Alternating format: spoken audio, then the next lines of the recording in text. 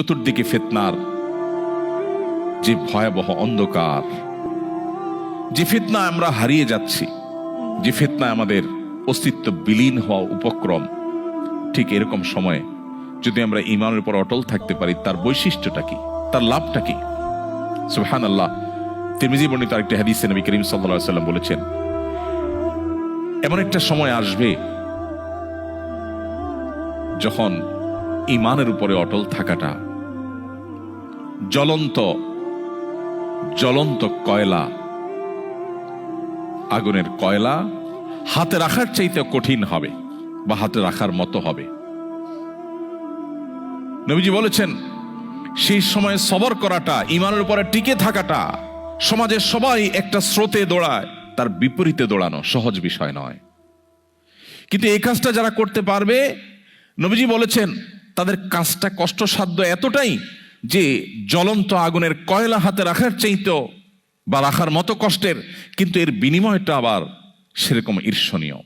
তিনি বলেছেন 50 জন মানুষ আমল করে যে পরিমাণ সওয়াব পাবে, ওই সময় এই রকম প্রতিকূল পরিবেশে যিনি নিজের ঈমানকে, নিজের আইডেন্টিটিকে, নিজের আমলকে, নিজের মুসলমানিত্বকে যে ব্যক্তি বুলন্দ করে রাখবে, উঁচু করে রাখবে, ধরে রাখতে পারবে, আল্লাহ তাআলা তাকে 50 জন মানুষের আমলের সমপরিমাণ সওয়াব তাকে দান করবেন। তিনি নামাজ পড়বেন 1 রাকাত, সওয়াব পাবেন 50 রাকাতের। তিনি রোজা রাখবেন 1টা, সওয়াব পাবেন 50টার। তিনি হজ করবেন 1টা, সওয়াব পাবেন 50টার। সাহাবীরা অবাক হয়ে গেলেন নবীজির এই কথা শুনে। তখন তো সেরকম কোনো পরিবেশ ছিল না, ঈমানের জন্য অনুকূল পরিবেশ ছিল মদিনাতে।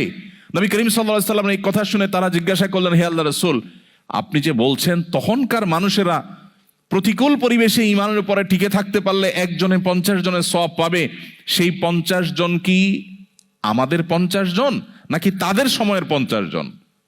নবীজি তখন বলেছেন, আরে না, তাদের সময়ের না, তোমাদের মতো 50 জনের সওয়াব তারা পাবে। আল্লাহু আকবার। সাহাবায়ে কেরামের যে মর্যাদা, সেটা নতুন করে বলার অপেক্ষা রাখে না। কিন্তু প্রতিকূল পরিবেশে নিজের ঈমানকে, মুসলিম আইডেন্টিটিকে যদি কেউ উঁচু করে সেটাকে নিরাপদ রাখতে পারে, তার আঁচলকে বাঁচাবার জন্য সে যদি সংগ্রাম করে টিকে থাকতে পারে, জ্বলন্ত কয়লা হাতে রাখার মতো এই কঠিন কাজটি যদি সে করতে পারে, নবীজি সাল্লাল্লাহু আলাইহি সাল্লামের হাদিসের এই ভবিষ্যৎবাণীর আলোকে এই সুসংবাদ সে পাবে। আল্লাহ তাআলা আমাদের সবাইকে শক্তিশালী ঈমানের অধিকারী হওয়ার মধ্য দিয়ে এই প্রতিকূল পরিবেশে আমাদের ঈমানকে, আমাদের আইডেন্টিটিকে, আমাদের ইসলামকে আল্লাহ তাআলা সেফ এবং নিরাপদ রাখার তৌফিক দান করুন। সময়ত ভাইরা, এই জন্য আমাদেরকে ঈমান নবায়ন করতে হবে। এই যে আমরা আজকে এখানে এসেছি, এটা আমাদের পার্ট অফ ঈমান নবায়ন, এটা আমাদের ঈমান রিনিউ করার একটা পার্ট।